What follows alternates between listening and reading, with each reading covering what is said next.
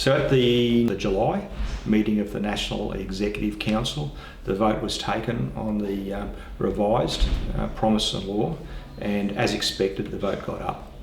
And people have been saying, well, why are we changing this? Well, the Scout Promise and Law was first written back in 1908 by Robert Baden-Powell, and there's been a number of changes along the way. So the Promise and Law that we've had to now has not been a static document. It has continued to evolve, and this is the latest evolution of that change.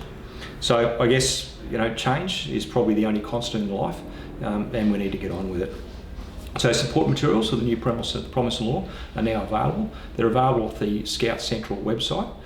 There's also hard copies being mailed out to every Scout group, so posters and so on.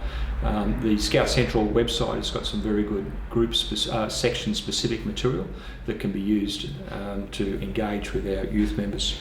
So the new version of the Promise focuses on being true to my spiritual beliefs and contributing to my community and to the world, which is a little bit different to what our existing Promise has got, where we talk about duty to my God and to the Queen of Australia. So it's a little bit broader, but I think the same real intent underpins it.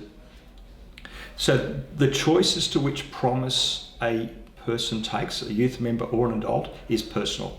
And we as leaders must facilitate that choice. So you can't say that everybody has to say either the new or the old. It's up to the individual to decide which one best fits them.